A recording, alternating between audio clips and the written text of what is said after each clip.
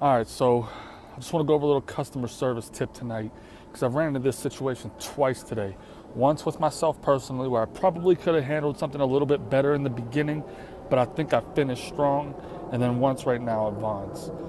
So today a customer comes in and she bought some diffusers from us, and I remember her sale because we screwed up and gave them to her for exactly what we get them for.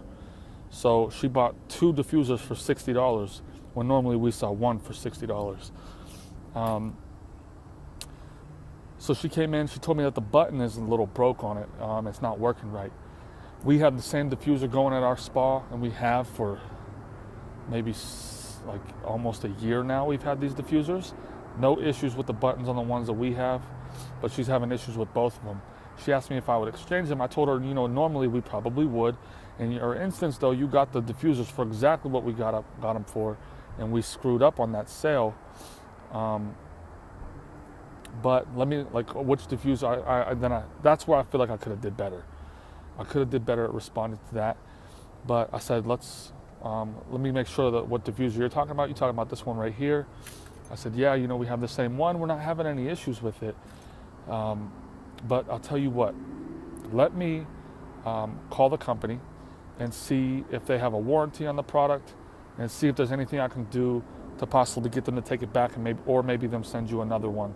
And I'll call the company that we get them from. She was like, oh, thank you so much. That would be great. I really appreciate your help. And she was so appreciative, right? So today I go into Vaughn's. I asked him a simple question. I said, hey, man, do you guys have any mashed potatoes? He's like, nah, man, we don't have any mashed potatoes, just like potato salad. We only have mashed potatoes around Thanksgiving. I said, okay. So I go back over to where the chicken is, and I see right next to the chicken, mashed potatoes. Pre-made. All you got to do is heat them up. The difference is, while it may not have been his section, he was not helpful.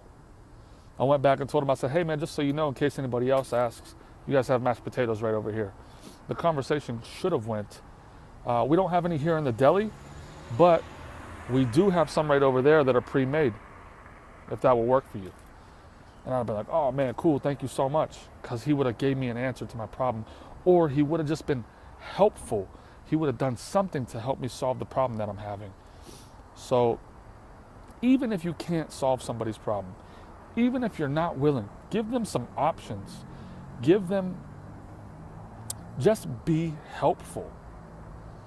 That's it. That lady today, she didn't get her money back for the product, but I was helpful. And I'm going to continue. I might give her money back if we can't figure it out with the manufacturer, because I think her being happy is more important than me losing $60. But even if she doesn't, I think she's at least happy that I was willing to do something.